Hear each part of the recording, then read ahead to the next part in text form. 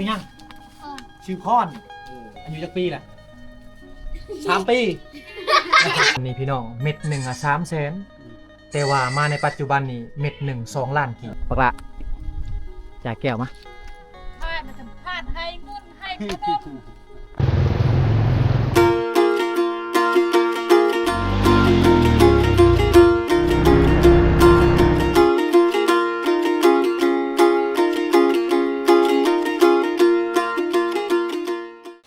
กับทักทายสบายดีสวัสดีพ่อแม่พี่น้องเมื่อสุขุสุขคนยินดีต้อนรับทุกคนเข้าสู่ช่องบ่าวโหนดพะเลาะพี่น้องเอาอีพีนี้บ่าวโหนดมาที่บ้านปิโกะพี่น้องเนาะบ้านนี้ก็เป็นหมู่บ้านที่ว่าจะไปสมุยแขวงสารวัตรพี่น้องหมู่บ้านนี้จะเป็นหมู่บ้านชนเผ่าปะโกะกระโดพี่น้องอยู่ในหมู่บ้านนี้เอาเดี๋ยวมาเบิ่งบรรยากาศหมู่บ้านกันคักอะไรพี่น้องเลยเนาะสบายดีบ่ได้ไปให้เนาะฝนตกขอเข้าไปในเด้อโอ้สบายดีใครอยู่ทางนี้มีรถไถสิ่งแหละแกอยู่ภูก็ได้เนาะขึ้นภูก็ได้บ่แม่นคอยาวแล้วเปลี่ยนเป็นรถไถสิ่งขึ้นภูสบายเลยพี่น้องนี่บ่ได้กุยเข่าลงมาแล้วมีแต่ใส่รถไถลงมาเลยคู่มือนี่เพิ่นมีแต่เฮ็ดทางขึ้นไปเนาะนี่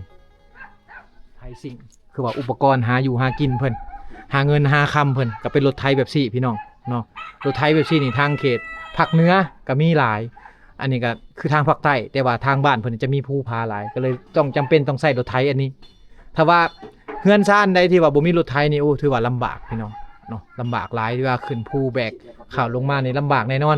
ต้องได้กุยลงมาแต่ว่าถ้ามีรถไถนี่ไปว่าเอาเข่าลงมาเลยคนก็ขี่ลงมาพร้อมสบายพี่น้องเอ้ยเนาะแต่ว่าทางบ้านเฮานี่เพิ่นจะบ่ได้ใส่แหละทางบ้านเฮาจะบ่ได้ใส่กับรถไถคอยาวเอาเพราะว่าเฮาบ่ค่อยได้ปีนภูมีแต่ไถนาเท่านั้นนี่แหละคือรถไถสิ่งหมู่บ้านนึงที่ว่ามีวิถีชีวิตแบบดั้งเดิมพี่น้องเนาะถึงว่าจะมีความทันสมัยเข้ามามีไฟฟ้ามีสัญญาณโทรศัพท์พี่น้องมีน้ำลิ้นเนาะแต่ว่าชาวบ้านเขาเจ้าก็ยังใช้ชีวิตแบบดั้งเดิมคือเก่าทางนั้นก็กุยไม้ลงมาพุเนาะทางนี้ก็กุยไม้ลงมาพี่น้องเอ้ยเนาะช่วงนี้ไม้ก็จำเป็นหลายเพราะว่าเมื่อช่วงนี้ไปแล้วนี่ถ้าถึกช่วงฤดูหนาวไม้ก็บ่มีแล้วสบายดีบ้านชวนโอ้กุยลงมาเลยเนาะมาแต่ไห้ผู้บ่นี่บ่ได้ไปหูดเข่าละไปมีแต่ไปตัดไม้บ่ได้หูดเนาะฝนตกนี่อันนี้คือไม้เพิ่นเอามาแต่สวนแต่ไห้พี่น้องเอ้ยเนาะ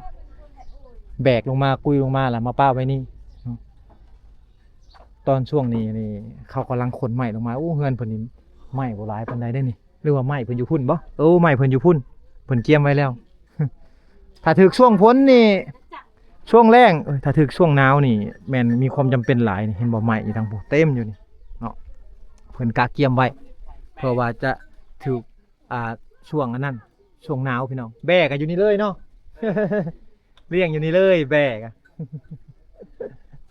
โอ้สบายดีนี่คือบ้านปิโกะบ้านปิโกะขึ้นกับเมืองตะโอยบ่โอ้ขึ้นกับเมืองตะโอยพี่น้องทบิดคิดว่าขึ้นกับสมวยบ่แม่นเนาะนี่อันนี้คือเข้าใจใหม่ในคอคุมอันนี้ตัวใหม่เลยเห็นบ่อันนี้คือเมืองตะโอยบ้านปิโกะพี่น้องหน่วย7เนาะเงินเด็กที่083ขึ้นกับแขวงสารวัตรเฮาเพิ่นหากรรมติดใหม่ได้อยู่นี่รถไถนี่รถไถคอยาวตัวนี้บ่แม่นรถไถซิ่งแต่ว่าขึ้นภูบ่อยากได้เนาะแบบนี้เนาะขึ้นภูบ่ได้ต้องมีแต่เฮ็ดนาแล้วโอเคอยู่เนาะไปไถนานี่สำหรับไถนาแก่ข้าวอยู่นามาได้แต่ว่าขึ้นภูนี่ห้ามเด็ดขาดเลย ยากมันลงบ่ได้มันลงบ่ได้ขึ้นก็ยังบ่ได้เลยเนาะขึ้นก็ยังบ่ได้คูโบตารถไถคูโบตารถไถโอ้โบตาบ่โอ้เป็นของไทยบ่ในของจีนโอ้มันเลียนแบบเนาะโอ้คือแบบของไทยพี่น้องมีแต่จักรมันนี่เป็นของจีนจักรของจีนห่างของไทยของไทยเป็นตาช้างเด้ห่างเป็นตาช้างได้ที่บนใส่คิดว่าคูโบตาบ่แม่นพี่น้องบูโคตาลีกน้อยนึงเพราะว่าลิขสิทธิ์ของใครของมันผมบอกกับใจ เป็นรถไถที่ว่าเพิ่นใช้ในงานในศาลเจ้าน้อยก็ซื้อรถไถซิ่งแล้วนี่ อยู่ตามภูเขาพี่น้องเอ้ยพุ่นไปหาอยู่หากินน่ะแม่นหมดเลยเนาะทางนั้นเป็นหมู่บ้านผู้ด้อยโดยเฉพาะพี่น้องเพื่อนซ่านนี่จะเป็นแบบคล้ายๆกันส่วนร้ายอยู่ในเขตนี่บางคนเขาก็เห็นเฮือนก่อเฮือนปูนเป็นทีมห้อยพี่น้องบางคนก็ยังเป็นเฮือนใหม่อยู่หักบ่โนดนี่คิดว่าเฮือนใหม่จะดีแบบอีกแบบพี่น้องเนาะเพราะว่ามันเป็นแบบดั้งเดิมของคนลาวเฮานะเป็นแบบดั้งเดิมของคนลาวเฮาดิได้เห็นบ่เฮือนถ้าว่าอีกต่อหน้าไป10ปี20ปีข้างหน้านี่มันจะบ่มีเลยเฮือนใหม่แบบสิมันจะเป็นเฮือนดินจนหมดเนาะไม้ที่ว่าเพิ่นมาเฮ็ดเป็นไม้เนื้อแข็งเป็นไม้ที่ว่าอันนั้นทนพี่น้องอยู่ได้หลายปีเนาะ30ปี40ปี50ปีขึ้นไปไม้แบบนี้ถึงว่าจะอยู่ห่างไกลจากวางซื้อวางขายต่างๆแต่ว่าชาวบ้านเขาก็ยังมีห้านค้าน้อยๆอยู่ในหมู่บ้านเนาะเป็นห้านค้าน้อยๆนี่คือห้านสรรพสินค้าหรือว่ามินิมาร์ทน้อยๆอยู่ในหมู่บ้านมีครบทุกไผเจ้าของห้านชี้มือขึ้น พูนเจ้าของห้านนั่งอยู่ในพูนขอถ่ายทำหน่อยเด้อถ่ายได้เนาะพูดได้เจ้าของห้านโอ้นี่อันนี้คือเจ้าของห้านเปิดไปทำเฮียนคลายเครื่องแทนพ่อแทนแม่เห็นปะไอ้เขาถ่ายหน่อยเด้อเจ้าของห้าน อยู่เบิ่งแทนแม่ปะไอ้กล่องเอานี่คือสินค้าที่ว่าเขาเจ้าค้าขายอยู่ในหมู่บ้านพี่น้องถึงว่าจะห่างไกลจากตลาดต่างๆแต่ว่าก็ยังมีห้านค้าน้อยๆแบบซี่เนาะอันนี้คือมีโกโกมินี่เป็นมีเวียดนามทวิตบโนดว่าสิบ่มีสินค้าเวียดนามก็มีเนาะอันนี้คือหนังเข้มหนังควายที่ว่าเขาเจ้าไปเผาเนาะอยู่ทางลาวเฮามีหลายได้พี่น้องแบบซี่เนาะเอาไปเผากินกับเหล้าขาวหรือกินกับเบียร์แบบซี่เผาแหลกๆแล้วมาตั้มออกพี่น้องเนาะเป็นหนังเอาไว้กับแก้มเป็นของกับแก้มที่ดีนะตอนนี้ตัวนี้จะเป็นแป้งนัวแม่นบ่แป้งนัวอันนี้เนาะแป้งนัวทางนี้เขาห้องในใดมีบ่แป้งนัวคือกันบ่เป็นภาษาปะโกะในใดซะทางนี้โอ้กระโดแป้งนัวคือกันเป็นภาษากลางเลยเนาะห้องแป้งนัวเลยคิดว่ามีภาษาแบบภาษาในบ้านห้องอีกบ่แม่นเนาะแป้งนัวพี่น้องมีถุงน้อยถุงใหญ่มีเกลือพร้อมนี่สินค้าไทยก็มีสินค้าเวียดนามก็มีสินค้าลาวก็มีสินค้าไทยส่วนหลายจะเป็นหมวดเครื่องดื่มชูกำลังเนาะเป็นกระทิงแดงเป็นM150แล้วก็เป็นนมแบบซี่หลากหลายถึงว่าจะเป็นห้านน้อยๆแต่ว่าสินค้านี่ครบนี่อันนี้คือน้องๆอยู่ในบ้านปิโกะชื่อหมู่บ้านจะคือแบบชื่อทางญี่ปุ่นเนาะปิโกะนะ แบบน่าฮักนะ หมู่บ้านทั้งบ้านเพิ่นพี่น้องเอ้ยผู้ทั้งหลังนี้จะเป็นสายผู้ที่ว่าติดขันชายแดนระหว่างแขวงเซกองกับแขวงสารวัตรได้ทางหน้านี่เนาะผู้หน่วยนี่ถ้าว่าเฮาขามไปเบื้องพุ่นเนี่ยจะเป็นแขวงเซกองพี่น้องเนาะถ้าว่าเฮาอยู่นี่จะเป็นแขวงสารวัตรแขวงเซกองนี่มันออกไปดากจึ้งพุ่นเลยพี่น้องเมืองดากจึ้งเมืองหนาวของแขวงเซกองนั่นเองโธ่เฮือนซานนี่คักขนาดพี่น้องเอ้ยเนาะคักวิวธรรมชาตินี่ถือว่าสุดยอดหลาย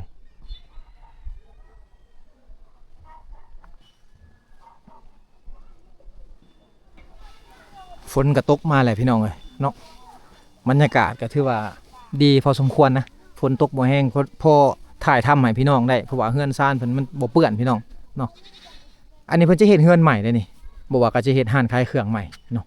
ไม้เป็นไม้มาจากไร่จากสวนเพิ่นเป็นไม้ธรรมชาติแต่ว่าเขาจะตัดมาจากไร่จากสวนเขาพี่น้องนี่แหละคนในเขตชนบทเฮาถ้าว่าสิไปซื้อไปหาเป็นเล็กเป็นหยังไงลำบากพี่น้องมันใกล้จากตัวเมือง40-50กิโลเนาะจำเป็นต้องได้ตัดไม้แบบซี่มาเฮ็ดห้านต่างๆเนาะนี่เงินซ่านเห็นบ่ชาวบ้านเขาเจ้านี่หลังที่ว่ามีโทรศัพท์แต่ว่าเขาบ่ได้ทิ่ม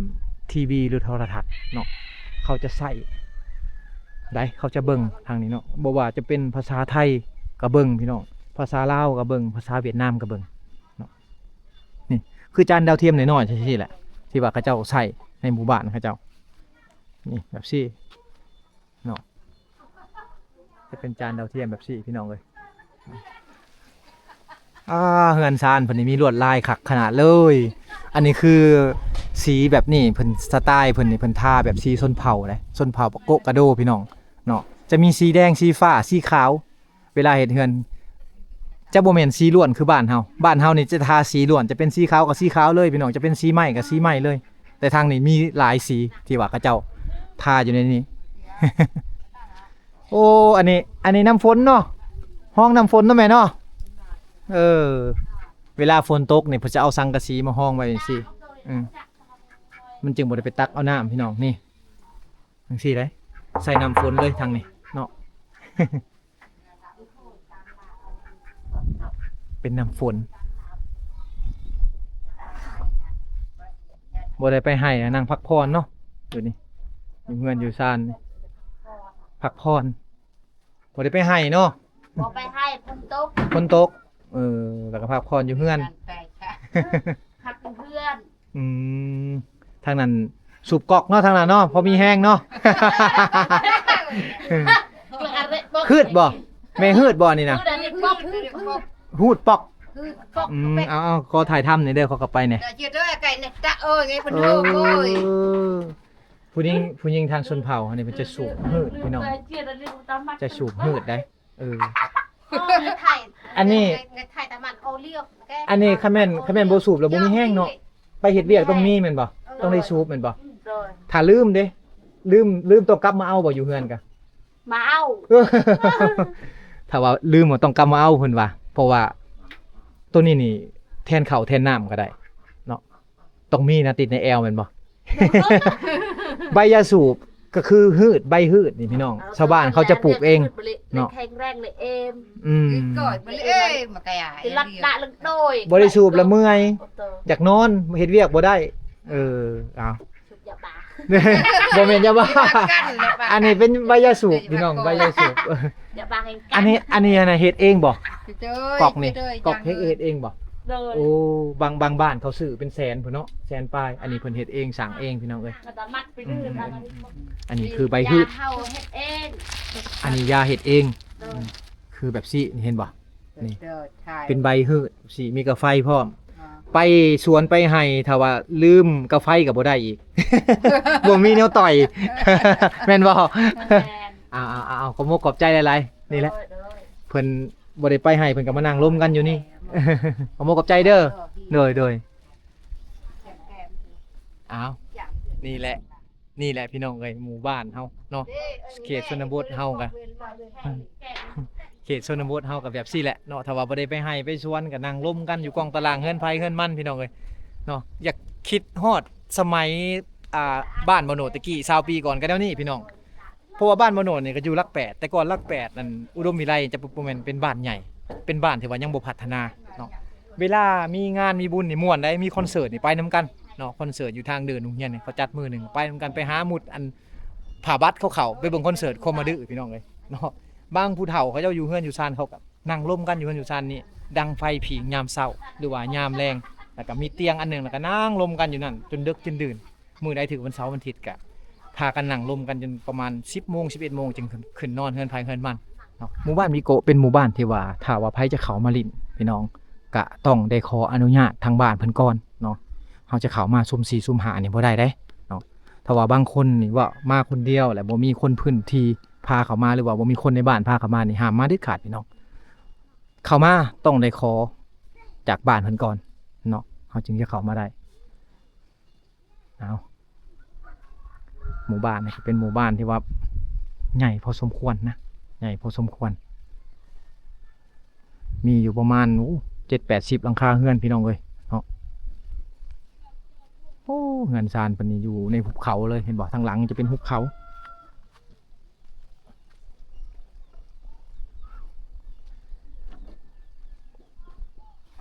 สบายดีบันชวนแม่นบ่ บันชวนคือสบายดีอันนี้ลูกๆหลานๆเพิ่นลูกเจ้าบ่ปักละจ่ายแก้วมา ให้มันจะพาดให้เงินให้ขนม กินขนมเด้จ่าแก้วนี่ พิ่นว่าเวลามาถ่ายกะแจกยายขนมแน่เพิ่นว่าได้ บ่แม่นสิมาถ่ายซื่อๆข่อยก็บ่ได้มาถ่ายซื่อๆข่อยก็มีขนม ผมจะจักผมจะ แต่แก้วมาลูกขอบใจอยู่สิขอบใจก่อน ใช่ เอาจับเอามืดนี่ใส่น้องจะดิน้องจะดิ เขาบ่ มาพี่ลูกเอาน้องจะมาเอาให้พ่อก็ได้เอา บ้าน ให้พ่อจับให้เรายังน้อยเอา เก้าด้วยเถอะ อืมให้ลูกให้หลานพี่น้องให้เด็กน้อย อันนี้มาแต่ให้พวกกุยมาเลยเนาะแห้งเนาะเจ้าเนาะอ้าว กินแห้งนั่นแหละ ยอมหับพี่น้องเลยอันนี้เฮือนจะบ่หลังนี่โอ้เฮือนผลหลังนี่พี่น้องอยู่กันจักคนนี่6 คนผัวเมียลูก4เป็น6 คนปะ เบิ่งโหเพิ่นอยู่กัน6 คนพี่น้องเลยเฮือนซ่านเพิ่นเป็นหลังบ่ใหญ่ได้แต่อยู่กัน6 คนอันนี้เพิ่นมาแต่ชวนแต่ให้เพิ่นเอาฟืนมาพร้อมกุยมาใส่อะแตะมาเนาะ ช้า อาช่างบ่นี่โอ้ทางนี้ห้องอาช่างโอ้คือบ่แม่นอยู่แม่นสมวยเนาะสมวยแหละอาจ้อยเนาะจ้อยไอ้แตะทางนี้ห้องกระช่าง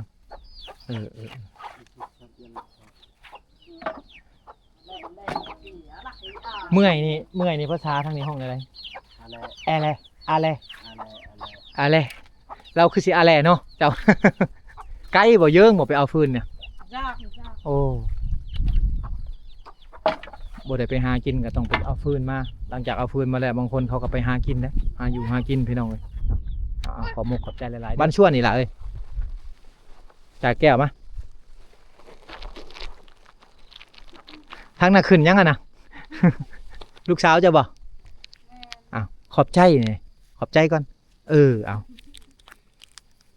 ให้ผู้นี้ก่อน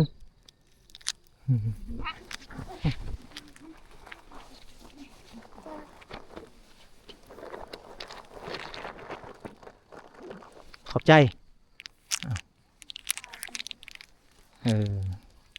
อยู่พี่เนาะอยู่กันหลายคนทางนี้สุดๆแล้วเนาะบ้านเนาะบ้านปิโก้นี่ซื้อบ้านเจ้าเป็นตะแพงเนาะบ้านปิโก้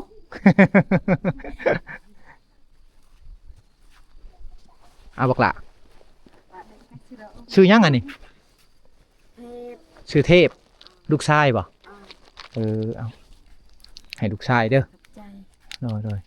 ชื่อเทพโมเป็นเทพผู้งามได้พี่น้องเทพซื่อๆ จักปีแหละอายุ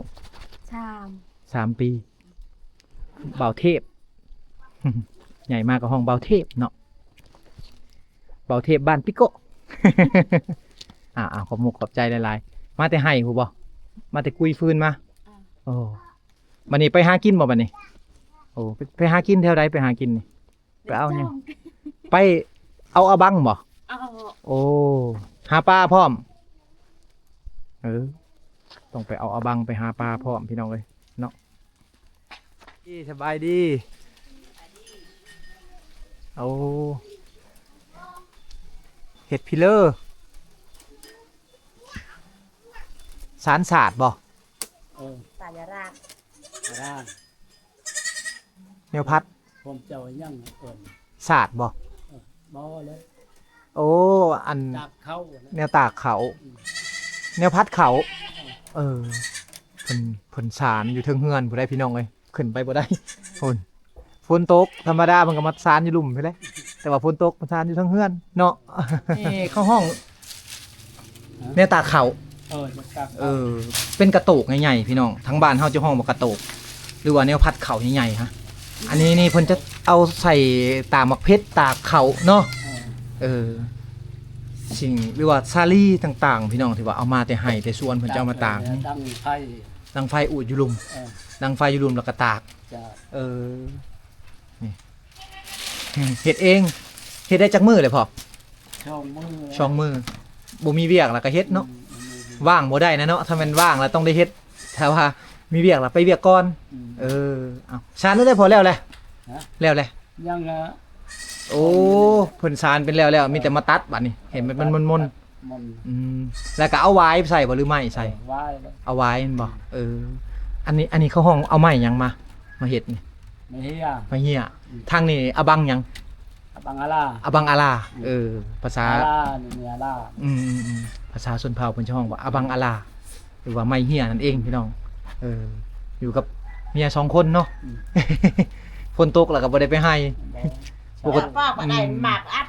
ไปบ่ได้เนาะนุ่งสุดชนเผ่าเด้พี่น้องเห็นบ่คือสินเพิ่นนุ่งนี่จะเป็นสินชนเผ่าทางนี้เขาห้องชนเผ่าปะโกะบ่ โกโก้ ปะโกะเป็นชนเผ่าปะโกะใส่คอนี่ก็ต้องได้ใส่เนาะใส่คอ ไม่เลยผมแม่นนะพวก อันนี้ของแท้บ่ใส่คอตัวนี้เพิ่นใส่คือว่าของปลอม คนแท้เลย โอ้ตัวนี้แพงเด้อของแท้พี่น้องเอ้ย แพ้ของแท้ ตัวเป็นเม็ดนี่แพงเด้คำว่าของแท้เนาะ คนแท้แล้วรุ่นเก่า รุ่นเก่าเลยบ่ราคาเท่าใดชื่อตอนน่ะ ช่องลาด 2 ล้าน ชามแท้หน่วยหนึ่ง ลองเลยช่องลาด เดี๋ยวที่เฮาเบิ่งก่อน หนึ่งช่องล้านแล้วมัน แต่ก่อนนั่นเม็ดหนึ่งแม่จับขึ้นมาเบิ่งดูแต่ก่อนนี่พี่น้องเม็ดหนึ่งอ่ะ300,000แต่ว่ามาในปัจจุบันนี่เม็ดหนึ่ง2 ล้านกี่หรือว่า2,000 กว่าบาทต่อเม็ดหนึ่งในข้อแม่เพิ่นนี่มีประมาณ20 เม็ด20 เม็ดก็ไหลเอาเด้อพี่น้องเด้อว่าถือเท่าใด ชุดที่เพิ่นนุ่งนี่ก็คือชุดชนเผ่าปะโกะนี่เป็นแบบนี้เลยชุดชนเผ่าปะโกะสิ้นนี่เพิ่นตำเองเนาะ ชิ้นชื่อ ชื่อเอา โอ้โห โอ้บ่ฮู้ตำเวียด นี่ชื่ออยู่เวียดโอ้ชื่อมาแต่เวียด หาเรื่อยตะกี้ หูนี่บ่ได้ใส่ตั้งอันนั้นเนาะใส่แพรเอานี่ มาแม่กระจอด เป็นแพรพี่น้องแพรสีทางชนเผ่าเฮานี่มียิ่งจะแต่งตัวแบบซี่เห็นบ่ครับตอนตะกี้เนาะตะกี้น่ะเขาแต่งตัวแบบซี่พี่น้องเพิ่นยังรักษาไว้อยู่ได้อันสิ่งที่ว่าเก่าๆแก่ๆตะกี้เพิ่นนุ่งก็สิพี่ตัวใหม่เนี่ย ไม้ในแต่ยืดในแม่น่าอึ มีเงินมีคำเพิ่นบ่ได้ใส่คำคือบ้านเฮาพี่น้องเพิ่นจะใส่เป็น มีเงิน เป็นใส่เป็นเครื่องเงินเอาเนาะใส่เป็นเครื่องเงินเอาแล้วก็เป็นใส่คอแบบใส่คอหินนะพี่น้องหินแต่ว่าหินราคาแพงนะเพิ่นจะเจรไนเป็นเม็ดเป็นซี่เนาะแต่ว่าในปัจจุบันนี่ของปลอมก็มีเนาะของปลอมก็หลายเนาะเอา เพิ่นบ่สบายเป็นหวัดเป็นไอ โดยอ้าวพี่น้องเอ้ยเพื่อนซานคนในชนเผ่าเฮาก็สิประมาณนี้แหละเนาะที่ว่าบ่โดดได้มาเยี่ยมยามเพิ่นมาเบิ่งพาพ่อแม่พี่น้องมาเบิ่งวิถีชีวิตของเพิ่นเนาะยามบ่ได้ไปให้ไปสวนไปหยังต่างๆยามว่างเพิ่นปะบ่ได้ก็คือการทักษะหรือว่างานหัตถกรรมต่างๆของชนเผ่าเฮาเนาะที่ว่าเพิ่นยังเฮ็ดอยู่แต่ว่าเด็กน้อยรุ่นมาคู่มื้อนี่อาจจะบ่เป็นแล้วเป็นก็คือรุ่นแต่ก่อนแต่กี้พี่น้องเอ้ยเนาะ รุ่นคู่มื้อนี่เขาเล่นโทรศัพท์แล้วเขาบ่ฮู้แล้วโลกภายนอกโลกแต่กี้มันเป็นอะไรเขาฮู้แต่โลกในปัจจุบันพี่น้องก็คือเทคโนโลยีต่างๆเนาะเก่งคนละอย่างพี่น้องผู้เฒ่าก็เก่งเรื่องทักษะวัยรุ่นเขาก็เก่งเรื่องขับรถหรือว่าการหาเงินแบบเทคโนโลยีสารอนวกทางนี้สารอนวกทางนี้อนกโอ้บ่คือกันเนาะอนกสวิงทานสวิงพี่น้องเอ้ยทางบ้านพี่น้องอนก ภาษาคือบ้านนกชาลาวชวิงชาในจักมือแหละ กี่บ้านช่องเดือนน่ะอยู่ บ่เกิน2 เดือนปาโตมันต้องได้ใช้เวลาเนาะในการสารเพิ่นเอาไปให้น้ำพี่น้องได้เฮ็ดอันนี้น้ำอันนี้เพิ่นเอาไว้ไปสอนปลาเป็นสวิงสอนปลาอยู่ในเซละมั่งนี่เนาะหากินเนาะเซละมั่งเดี๋ยวนี้หากันได้ประมาณ2 มื้อได้สำนี้เด้อถ้าว่ามีเบี้ยกับปะเฮ็ดแนวใหม่ก่อนแต่ว่าคือมื้อนี่ฝนบ่ตกนี่เพิ่นพุ่นแหละหูดเข่าให้พุ่นแหละนี่แม่นบ่เล่นมาไปจะทอดยันมาไปข้างนอก มาแล้วก็เฮ็ดเมื่อยแล้วก็พักผ่อนนี่แหละวิถีชีวิตในชนบทพี่น้องเลยเวลาว่างบ่ได้เลยเด้เวลาว่างต้องหาแนวเฮ็ดโลดเนาะนี่อนุกห้องอนกบางอันอยู่เมืองสิโปนผัดห้องอนกไงอนกทางในห้องอนกทางในห้องอนกป.5ได้อาหารเที่ยงบ่ได้เลยโอ้อาหารเที่ยงนี่ครับพี่ โอ้พี่น้องช่วงนี้นี่เพิ่นมีอาหารเที่ยงให้ได้ไอ้เบิ่งเนี่ยอาหารเที่ยงกล่องหนึงหมดแล้วกินหมดแล้วเพิ่นให้ทุกมื้อป่ะอาหารเที่ยงนี่จันทร์ถึงศุกร์นี่เด็กน้อยถืออาหารเที่ยงมาแล้วพี่น้องเนาะเด็กน้อยชนเผ่าเฮานี่ยังมีอาหารเที่ยงแม่นหมดเลยเด้อนี่พุ่นย่างมาแต่โรงเรียนทางขามพุ่นแหล้ว นี่พาสิพาพี่น้องมาเบิ่งอาหารเที่ยงเบิ่ง เอาเฮียแล้วทั้งนั้น โอ้นี่ หัวหมูเนาะจ่าเลยจ่าหึ่มเลยบ่กินแล้วเลย กินแล้ว ชูเจ้าอยู่ในบ้านปิโก้นี่บ่โอ้บ่ได้ไปโรงเรียนบ่ซะไปแล้วโรงเรียนไปแล้วเพิ่นย้ายอาหารเที่ยงบ่อยู่โรงเรียนนะพากันได้กินอาหารเที่ยงพี่น้องเอ้ยเนาะนักเรียนปิโก้จ่าแก้วบ่ไผเชียวก่อนมา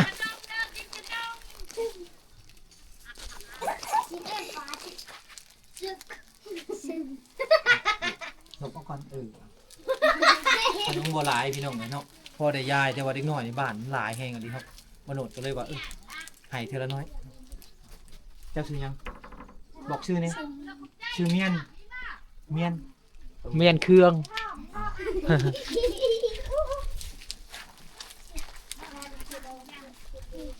ยุดเดี๋ยวเขาขึ้นจังเจ้าชื่อยังชื่อเฟียนบ่เวียนโอ้เอาไปไหนเอาขอบใจก่อนทางนี้เจ้าชื่อยังชื่อพรอายุจักปีแหละ3 ปีแล้วย้ำมาทางนี้ใครกินแล้วย้ำมากลายเป็นน้อยเจ้าชื่อยังชื่อจังอายุจักปี5 ปีได้เรียนหนังสืออยู่ป่ะยังเขาเรียนอยู่ป่ะเขาอยู่ป่ะ บนฮอกบ่ อายกล้องบูฮูเนี่ยชื่อว่าอีหล่าเจ้าชื่อยังชื่อติมาแต่โรงเรียนบ่โอ้เรียนอยู่ป.ได้แล้วลูกเรียนอยู่ป.ได้แล้วป.ได้ป.1 ป.2 ป.3 ห้องอะไม่ห้องอะเมอเยอะไม่ฮอกห้องอะเมอ ป.2โอ้เรียนป.2อ้าวอย่ามาเจ้าดิเจ้าชื่อยังชื่อทอนเจ้าเรียนอยู่ป.ได้แล้วป.5อายุเจ้าจักปีละ11 ปียังอีก11 12 13 14 15โอ้ยังหลายปีเรียนมันจบเด้อเรียนจบม.7แล้วไปเรียนต่อเอ้า ใจ เยี่ยมเจ้าชื่อยังเจ้าน่ะชื่อเติ้นออกเรียนบ่คือบ่ได้เข้ายังเรียนอยู่บ่ยังเรียนอยู่เอ้าบ่ถามเพิ่นหลายเพิ่นอายพี่น้องเอ้ยอายใช่ผู้ใดน้อยนะ ก็พันลึงจะแกะพายอ่ะนี่นั่นแหละเกิดอีกอย่าง โอ้มากันหลายคนเลย พ่อจะบอกขนมนี่มาอันนี้แม่นบ่นี่แม่นบ่นี่กินขนมบ่ แม่นเมิดตัวนี้ ขอบใจก่อนไหม ใจ ขอบใจนบนะพ่อ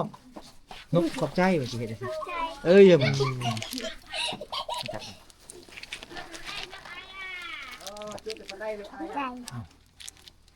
เริ่มจากมืดแล้วขนมพี่น้อง เริ่มสิบ่ได้ถามไทยๆแล้วปานนี้ข้าวไปแน่เอ้าขอบใจเอ้าขอบใจก่อนขอบใจดิอย่าเอ้าขอบใจได้ใครยังบ่ได้เอามาไว้ไอ้สิไปแล้วไว้มาพยังบ่ได้คนนี้ได้แล้วเดี๋ยวออกไปมาเอาพี่เอาเอาไว้ไอ้สิไปเลยพาพี่เอาขอบใจก่อนขอบใจเยี่ยมใครยังบ่ได้คนนี้ได้แล้วบ่ได้ตัวนี้น้อยยังบ่ได้เอายังบ่ได้นี่เอานี่กินมีดกินดาบก่อนโอ้ยเฮียแล้วลูกเอ้ย